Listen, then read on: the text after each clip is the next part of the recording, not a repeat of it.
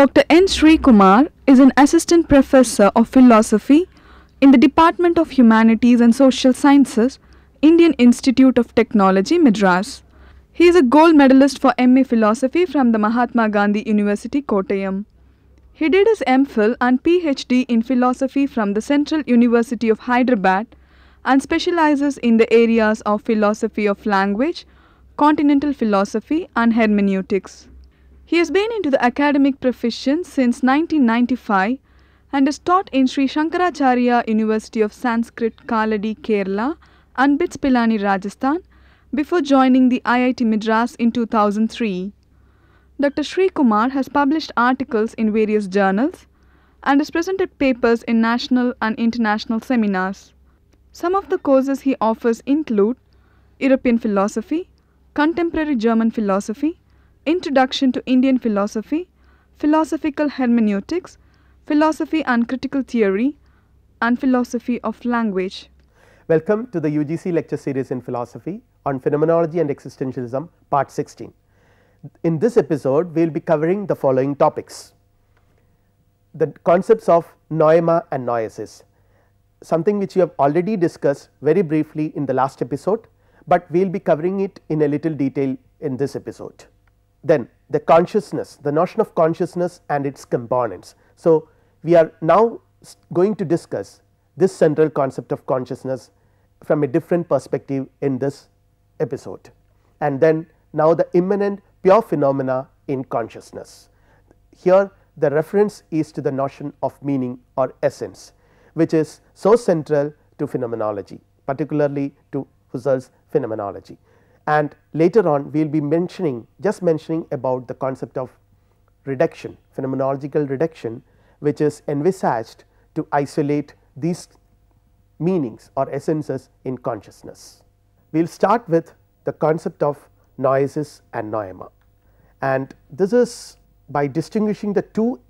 Husserl starts with distinguishing the two elements of experience. In order to elaborate on this, he has introduced these two concepts, noema and noesis.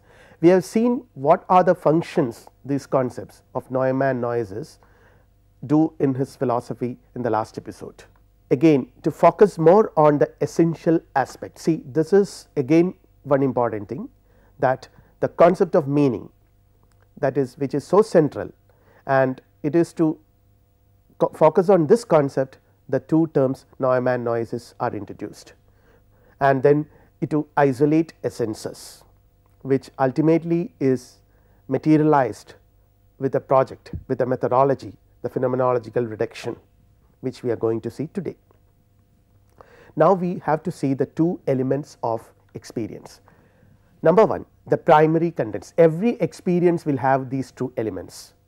Number one is the primary contents, where we discuss about the sense contents like data of color, touch and sound.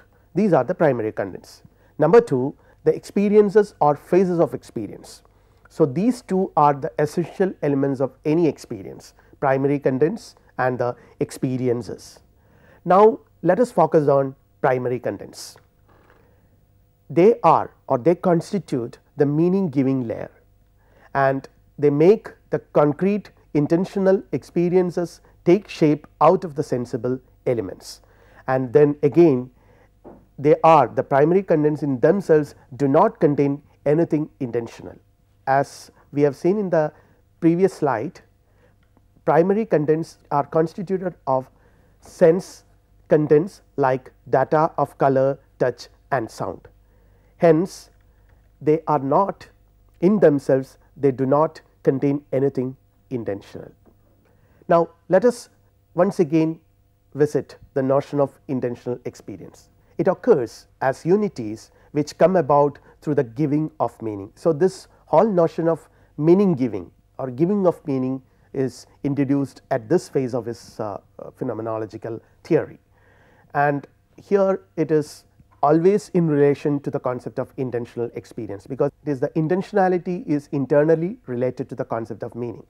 And again we have to talk about sense data, that are the materials for the formation of meaning at different stages. So, sense data also plays a very important role. Now, essence of perception. Let us see what this concept of essence of perception means. The perceived is bound up with the essence of perception, and it is different from the object that exists in nature. So, this distinction, the essence and the object that exists in nature, this is very vital to Husserl's phenomenology. He repeatedly makes distinction, and here again we talk about the essence of perception, which is different from the existing object or the object that exists in natural world. Now, let us talk about a tree that exists in nature, and compare it with the perceived tree as such, tree which is perceived in any act of perception or the meaning of perception. So, what Husserl says is that these two are essentially different, the tree that exists in nature and the tree that is perceived as such. I would emphasize on the expression the tree perceived as such, which is a meaning of perception, which is not a material object that exists spatio-temporally, but is a essence. We will discuss this in detail later. Now, let us come back again to the concept of noesis and noema by discussing noesis and noetic phases. That which forms the materials into intentional experiences is noesis or noetic phase. So, there are two things to consider here. Number one, the intentional experiences, and number two, the materials that which forms the materials into intentional experiences. So, we are focusing on the concept of noesis, and it is linked up with the notion of meaning. So, that is what makes it very important. The concept of noesis is linked up with the notion of meaning, and every intentional experience contains some kind of meaning, because in the very notion of intentionality, as I have mentioned earlier, is intimately linked up with the concept of meaning. So, wherever you have intentional experience, there is meaning, and it has the essential characteristic of again giving meaning. The intentional experience, it is always about something, remember. So, it has the characteristic of giving meaning. Then again, when we talk about noetic phase, it makes the meaning giving possible, the acts. So, in the last episode we have seen the distinction between act and content. So, here the noetic phase roughly corresponds to the act, and here it makes the meaning giving possible. And now, let us see the noetic phase, what happens during this phase in detail. First of all, directing the pure ego's glance to the object by meaning. So, we will be seeing lot of things around us. We are not conscious about everything that is around us, that is in front of my eyes, but still I can always, my ego can always pick up something. So, directing the pure ego's glance to an object by meaning it. So, this is what makes the noetic phase important. This is part of the noetic phase. And then second, apprehending the object and holding it while the graphs shift to other object. So, naturally when I look around, I will be looking at one object now, and the next moment I will be looking at another object. So, but still whatever I have apprehended the object, and I can hold it back while the grasp shift to other objects. So, all these are part of the noetic phase. Again, bringing out, relating, comprehending and assuming the different attitudes of belief, presumption, valuation, etc. So, these are all part of the noetic phase. Now, let us see what is noema. We have already seen it, it is a content, it is a meaning, the data in noetic content that can be revealed in pure intuition. So, this is something which is revealed in pure intuition, and what is this pure intuition, how to achieve it, all these things are explained later with the help of a concept of method, the phenomenological method. And here again, perception and recollection have their respective noema, their respective content, that which is perceived, that which is recollected and all that. Perceived as such, see again some time back I mentioned that I am underlining the term as such. So, here again the perceived as such and the remembered as such. These things come into prominence. Now, that which constitutes the perceptual meaning, again it is related to meaning, or it is meaning in a very peculiar way.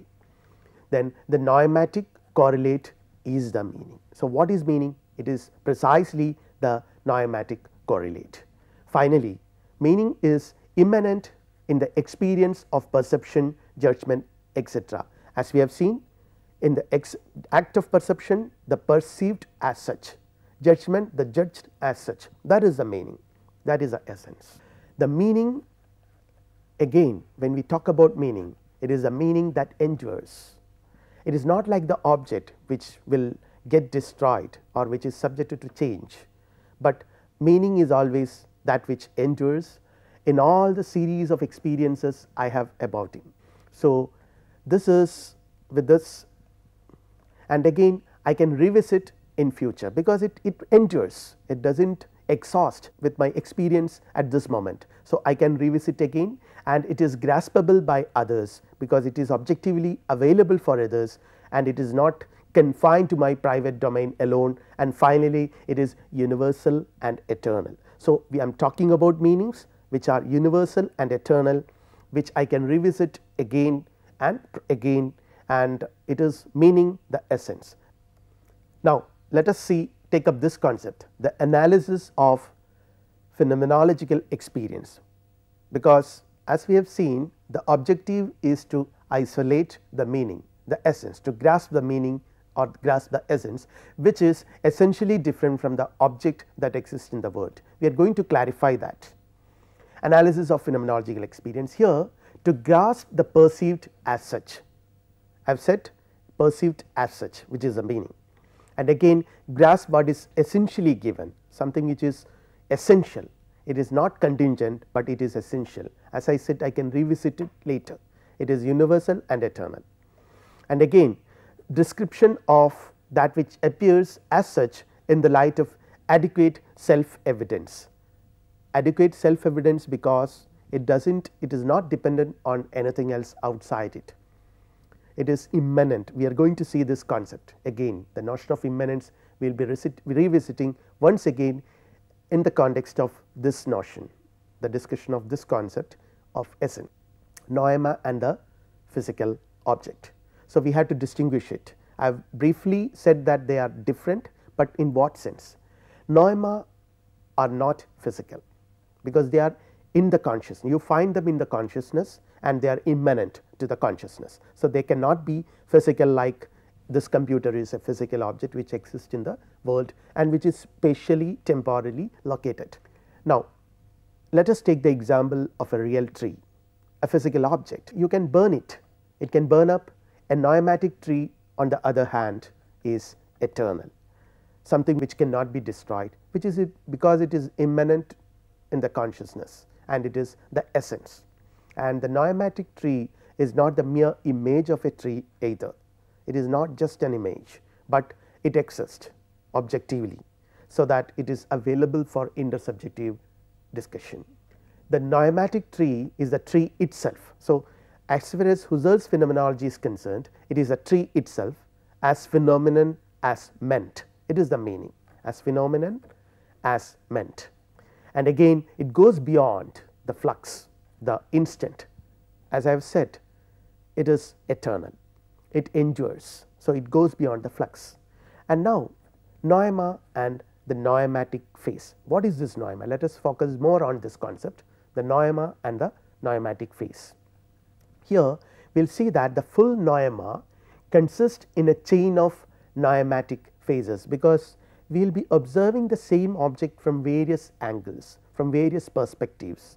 For example, this table which is kept in front of me, I am seeing it from this particular angle, but I can always walk around and see it from various perspectives. So, there is always a chain of noematic phases, or a chain of corresponding to the noetic phases. When I walk around and see, there are a series of noetic phases, and corresponding to them there is a series of noematic phases also. But again, what is this table? The table as such is not, it is different from these phases, these different phases. So, there is something which endures, there is something which exists. The phase of specific meaning supplies the nucleus. So, we can say that other phases are grounded in the meaning. So, the meaning of table is the table as such, which immanently exists in my consciousness. It is not, though the noematic phases, there are different noematic, there are a series of noematic phases, but still the meaning of the table or the table as such exists as a single entity. They are, and the various phases of various noematic phases are phases of meaning. We can call them as phases of meaning. Now, let us see the law of correlation, which I have briefly explained just now, that there can be no noetic moment without a noematic moment specifically belonging to it. And again, in judgment, noesis is the making of the judgment and the noema is the judgment made. So, let us clarify by explaining the correlation between noesis and noema. Let us clarify what are they once again. In judgment, I repeat, noesis is the making of the judgment and noema is the judgment made. Let us see it as a process. What happens? For example, let us take a tree, the experiencing of a tree. What happens is that the sensed colors, when I look at the sea, when I look at the tree, the sense colors or the sense data constitute the really inherent moments of our mental processes. So, that is the primary stage. At the second stage, we are animating the sense data by the various noetic moments, which construals, sense bestowings and all that. When we direct the ego toward the object, I can always direct the ego towards a particular object. As I said earlier, the ego is in the middle of various objects, which it is not directly conscious of, but when I direct my ego to a particular object, I am conscious about it and intentionality comes into picture. Since there is an intentional process, there is an intentional experience present, correspondingly a meaning also is present and a noema content that is also present. So, the perceived as such. The next stage is the mental process, which is really inherent composition. The hyletic moments, the hyle, something which we have explained earlier, and the animating construals, the noematic given object different from the object in nature. We have already explained the different, it is different from the object in nature. Now, once again the noematic and the noetic. The noematic is the field of unities, the noetic is a field of constituting multiplicities. I have already said the noematic is a field of unities because we are talking about meaning, thus meaning as such, which is there we are aiming at, and the various noetic stages. There are multiplicity of noetic stages and the noetic is the field of constituting multiplicities. Then again, each noema has a content, each noema has a content, that is to say its sense and is related through it to its object. So, let us take once again the example of a tree, which is one of the favorite examples in phenomenological literatures, the example of a tree which we see in nature. It is intended as a physical thing, a colored thing, a plant, etc. So, there are various ways in which it can be intended as a physical thing, as a colored thing, as a plant, etc., etc. Now, the totality of these determinations, we are talking about how these multiplicities come into a unity. The totality of these determinations of the object as predicates are the noematic sense. So, gradually we are coming to the concept of noematic sense, and the noematic object on the other hand is beyond this totality of these determinations of the object. There is the noematic object, the determinable x, that object which, as I mentioned earlier, which endures, the determinable x, the pure x in abstraction from its predicates. So, phenomenology aims at capturing this determinable x, this pure x, which is in abstraction, which can exist independently of all the predicates which we attribute to it. So, the whole process, the whole project of phenomenological reduction is aimed at attaining this. Now, the different senses. So, we will be giving different senses because of the multiplicity of the noetic and noematic stages can relate to the same determinable object. See, the different senses can present the same object, they can relate to the same determinable object. This is something which is very similar to what Frege also says, the sense presenting the object. Now, noesis and noema, which are the two aspects. So, let us see these concepts, noesis and noema, as the two important aspects of the concept of intentionality. Noesis is a process of cogitation, noemata or cogitata are that which is cogitated. So, the meaning content. Then every intentional experience has a noetic in brackets real phase and a noematic and non-real phase. Noetic is called real because it is the act which you perform to understand an object, but the noematic phase is something which is constituted within the consciousness. Now, every noetic phase of consciousness corresponds to a noematic phase of consciousness. This aspect we have, I am repeating it basically, we have seen it earlier, but since in this context it is very important, I am repeating it. And noesis is a process of reasoning which assigns meaning to intentional objects. The meaning giving activity is going on, while both be a means to explain objective meaning.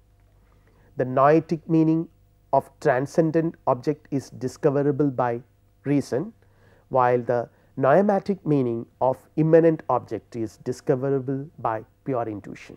So, now onwards we will be focusing more on this idea of pure intuition, how objects can be explained or how noematic meaning of immanent object is discoverable by pure intuition. Noetic meaning is transcendent, noematic meaning is immanent, because it is something which happens in consciousness, we find it in consciousness, and thus noesis and noema correspond respectively to experience and essence. We can roughly say that noesis stands for experience, the various processes and acts, what goes on when you experience something, and noema stands for the essence of experience, which I repeat endures, which is there, which I can revisit. So, let us see one more important aspect of the correlation between noesis and noema, the inseparability of them. Noetic and noematic side of consciousness are inseparable, and this is more important, the synthesis of these two aspects occur in every act of consciousness, the synthesis of noesis and noema. Now, consciousness, let us focus more on consciousness, which is the domain of essences. Phenomenology understands consciousness as the domain of essences. So, here there is always a search for pure mental processes. These are searched within consciousness, the pure mental processes, the processes that are immanent, and they remain within the sphere of the consciousness that investigates them. And again, it is focus on pure consciousness. So, it is this focus on pure consciousness that is going to ultimately reveal the essences, the meaning, and how, by a description of consciousness. So, the entire process begins or rather proceeds with a description of consciousness, and it is a stream of mental processes.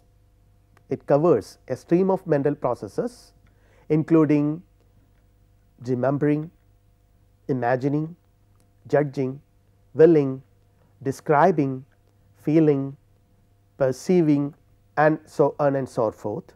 Each has its own essence. So, each of this act has its own essence, its own the content.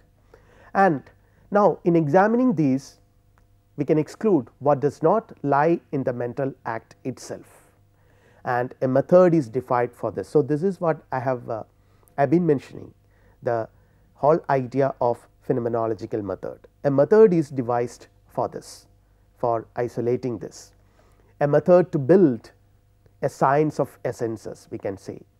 Phenomenology is nothing but a science of essences, which Essences are the ultimate foundational fundamental constituents, archetypes, and everything else, every science and knowledge system can be built upon that. So, a method to build a science of essences and to find the essence of consciousness. So, these are all actions, these are all procedures which go together, and it is all done by excluding what is non-essence. So, we have to separate essence from what is non-essence. So, with this, let us summarize this episode, and we have covered the following topics: noetic and the noematic phases, and the relevance and this whole relevance of these two concepts in Husserl's phenomenology. Then the relationship between meaning and consciousness. This is another important aspect which we have examined today, and the components of consciousness. We have examined the various components of consciousness. And now, before we wind up, the students can take up the following questions. Explain the correlation between noema and noesis. Describe the relationship between the immanent object of perception and the object in natural world. With this, we will conclude this episode. Thank you.